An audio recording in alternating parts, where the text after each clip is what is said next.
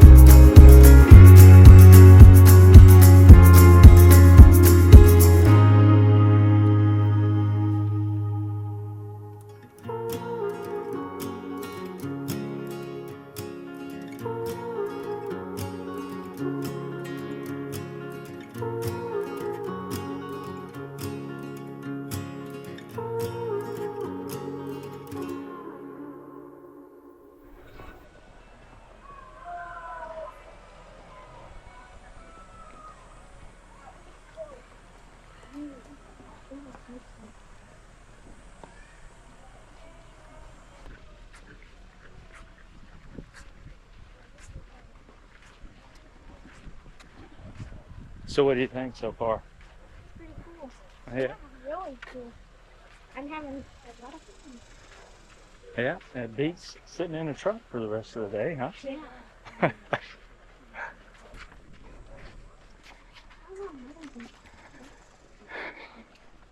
Let's just see the tour.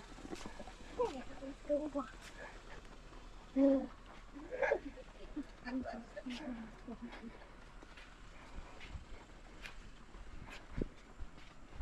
Kind of why we got to go over some rules. These rules protect you as well as protect the cave. But this first page is a disclaimer. The cavern is 70 degrees year-round, but with that 99% relative humidity, it can feel 80 to 85. Now, it is pretty comfortable down there. I've been down there today already. The trails are steep and wet, and you're going to be walking down about 190 steps, but the trails are wet and steep, and then those handrails can be wet. I do want you to use the handrails, but yes, they can be wet. Now, if you have mobility or balance issues, you may want to walk out of the cave instead of riding the bat. The bat stands for belt-assisted transport. It's kind of like a conveyor belt going out of the cave. It's like a moving sidewalk at the airport, except that at the airport they're level. This has a bit of an angle. Yeah. So it's fun. Kids are going to love it. I will show you a video at the end of our tour on how to get on it, what to expect, things like that. But we tell you, yes, if you don't want to ride the bat, you can always walk out. You'll get your cardio in for sure. So whatever you choose to do, you'll be happy, just be happy. All right. Now take all the photos that you would want, and yes, you can use your flash. The only time we ever ask our guests not to use the flash on their camera or their phone is if we encountered any little critters. Specifically like those little bats, because they're used to living in the dark. Now, I already go ahead and tell you, hidden wonders, I've been down there. I didn't see any today. So it's probably not an issue, but for both caves, that's the same rule. Because if the goal is if we leave the critters alone, they will leave us alone. All righty. Now let's get into a little bit of history. First of all, this is an illustration of a karst landscape. A karst landscape is a geological eroded limestone feature. Now Texas is covered with limestone, but I showed you the sinkhole, I showed you the Natural Bridge, Discovery Cavern, Hidden Wonders Cavern, and beneath us is the Glen Rose Aquifer. Those are all examples of karst landscapes. They're made from eroded limestone. Now let's get into that story of discovery. See, first of all, Discovery was discovered in 1960. first pour in 1964.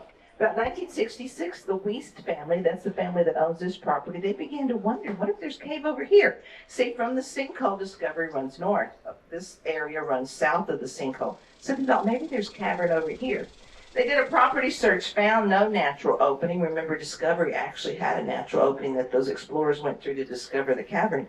But this area did not have a natural opening, so they decided, let's drill some holes. So they drilled a series of 3 6-inch pilot holes. They went down 200 feet, each one of these pilot holes, but all they found was limestone. They said, let's not give up, let's come up with a 4th location. So they come up with a 4th location, and they started to drill this 6-inch pilot hole, and they went down 10, 20, 30, they ended up hitting 80 feet, and the drill dropped the line. Now what that means is that drill hit a void and stopped drilling. So they said, you know what, we need to further check this out. So what they did is they hired a photographer from New Braunfels who owned a camera that could be triggered remotely. So this photographer lowers that camera into that 6-inch pilot hole and takes a series of 4 photos. He sent those photos off to be developed, and then of course when they came back in 2 weeks later, kids, that's what they did back in the 60s and 70s and 80s. But anyway, when I got those pictures back, 3 of those pictures were white. That was just reflecting off more limestone. But when they saw the black photo, they said, oh my gosh, that means that void is pretty immense down there. So they said, let's take it to the next level. So what they did is they increased that 6-inch pilot hole to a 22-inch well shaft. Now this is an example on this painted surface of a 22-inch hole. And of course that's the manhole cover example over here. Now I showed you the manhole cover from the sidewalk. I'm showing you that the 4th well shaft over here from the gazebo, because when we get into the room, the first room that we're going to see, that where that 4th well shaft is, the perspective underground is so totally different than here on the surface. So just wanted to point that out so you can observe that. Now, they lowered 3 gentlemen into this 4th well shaft. This is what that 4th well shaft looks like. Pretty neat, right? Of course, I'm glad I'm going through doors today. But that is the 4th well shaft, and they lowered 3 gentlemen down that 4th well shaft. They're listed on this plaque right here. Reggie Wiest was the landowner. Miles Kuykendall was the tour guide with military mapping experience. And this last gentleman was Jack Birch. Now, Jack Birch was the cavern developer for Discovery, and he later became the cavern developer for Hidden Wonders. Now, these 3 gentlemen were lowered in that 4th well shaft using this very winch right here. Isn't that pretty neat? Okay, y'all have any questions for me before we go into the cave? Yes. How were they lowered down? Like, what they spin with gold? Well, they had in fact, I met the person who, it was a 13-year-old boy. It was Miles Kuykendall's son. They said he said he was 13 years old, and he was in charge of lowering them down into the hole. So they used that little crank. I thought that was pretty neat history, too. Well, good question. Okay, any others? All righty, well, let's go. Now, I have to unlock the door and hold the door open. Those of you that are in the very front, stop at the staircase. I'll get caught in front. I'll get caught up with you and get in front of you before we go into the cave in just a bit. All righty, ready to go? So, when I turn the lights onto the room, it's going to be a beautiful reveal of the room.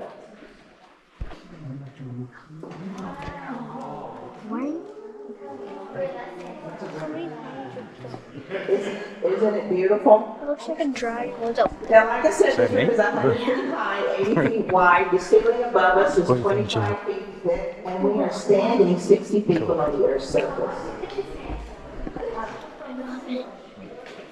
We're gonna go 180 feet virtually. Well, ladies and gentlemen, let's look at some different formations. So you are looking at a vast array of speleothems. Speleothems is a fancy scientific word for these various formations. But they fall into 2 main groups. The first group are dripstones made from dripping water. So these are stalactites. They hang tight to the ceiling. Right over here, something called a turnip or a beet shield. Right over here, this is something called a parachute shield. Now, why it gets that name is because, see, this is a cluster of stalactites. One of these days, this will detach from the ceiling. Won't be today. This will be attached from the ceiling and it will fall as this cluster. And when it falls, scientists say it looks like a parachute. Now, this one's a complete one. See, these are remnants of parachute shields that have fallen, but prior to the discovery of this cavern, this room was discovered in 1967. So these had already fallen. Now, right across from us right here, this is a stalagmite. It might reach the ceiling someday. Now, right over here is a stalactite, a stalagmite and a stalactite that have grown together to form a column. Now, ladies and gentlemen, as we walk down today, I want you to observe these soda straws. These are long, skinny, hollow tubes. The water drips through them, not around them. And up here is a flow stone. This is called a cave curtain. Now, as I continue the tour, well, I'm going to show you some more beautiful soda straws. They're really long in the next room that we're going to go to. I'm going to show you some cave. This is the easy part going down. Yeah. It's coming back up. That's the problem. Are you guys touching it? Well, we thought we were going to be climbing mountains to get our beds, and here we are climbing in caves. Be careful.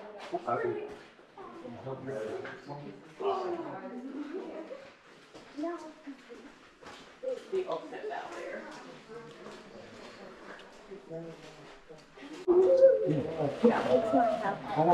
You ready? I guess so. Don't use your flash, Jenny. right? Are you ready? What's going on? Are you ready? Oh, yeah. 3, 2, 1, go.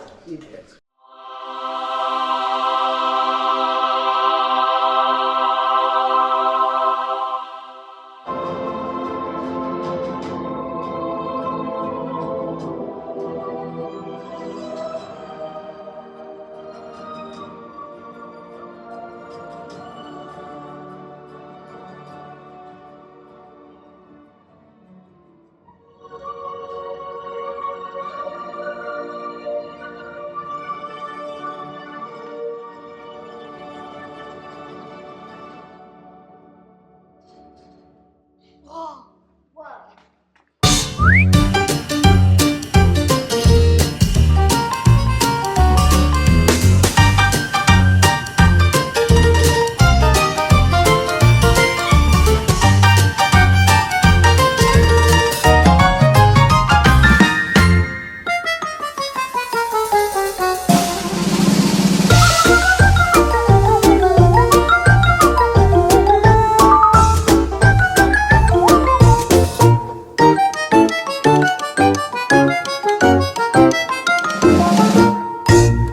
Alright, well, I want to go ahead and welcome all of y'all to the first stop on our tour. So right now we're standing in a very large depression or hole in the ground that we all call the sinkhole. Geologists theorized that this was originally a large upper room of our cave. You having fun yet? This is great. So these are drip cells. They form from dripping water. The ones coming from the ground up are stalagmites. The ones coming down from the ceiling are stalactites. Whenever those two meet, they make a new formation that we call a cave column. So it's this big one going from the ground up to the ceiling. And then if you look in the right-hand corner, kind of towards the back of the ceiling, you'll see these very skinny-looking stalactites. Those are what we call soda straw formations because they are actually hollow. So there's a lot of information I just gave you guys. Do y'all have any questions about that or anything that you're looking at in this room? Yeah. So, if the water drips, why isn't the cave full of water? So, do you remember the last time this area has had rain? Yeah. Neither do When? I. That's why. No. But So it on never a more rains serious here? note, it would take probably 3 feet of rain in 12 hours to make a substantial difference in the amount of water that we see. So we're going to go down these switchbacks and you're going to see something called Purgatory Creek. That is the deepest point in our cave. It's also the closest point to the aquifer. So that is where our cave starts to fill up. But it is almost completely empty because we have not had rain for about a month or so. So that's why it's not pretty much flooded and full. Thank you. Alright, so those lights have turned off. You guys are at the bottom. Go ahead and just make your way towards the middle of the room. But the reason that we bring out into the middle of this room is so I can introduce you to our 3 white giants. So we're going to go from left to right. The leftmost one, this is our watchtower. This is the largest column in our cave. It is 50 feet tall and 8 feet in diameter. Well, it didn't turn out the way we wanted it to, but hey, we still had a great time anyway. I always have a great time whenever I'm with these two girls. I love them to death. Well, we sure hope that y'all have a great day. Y'all stay safe out there. Y'all make sure to click subscribe and hit the like button for us. It'll really help us out. We will show you some footage if you want all the way home here. And we'll see Jamie when we get home. Subscribe. Nailed it.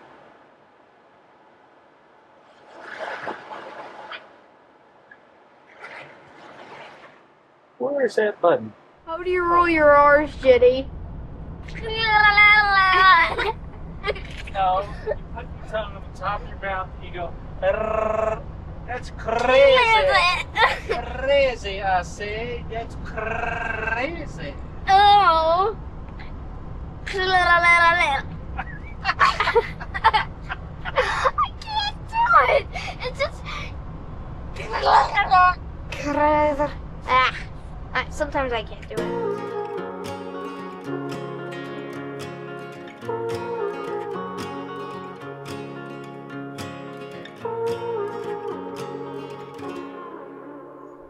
Well, guys, we made it back home after that long road trip. I had a great time. Thanks for joining us. Finally got home to my lovely wife. Y'all have a great rest of your day today. Be joyful. Please click subscribe and hit the like button.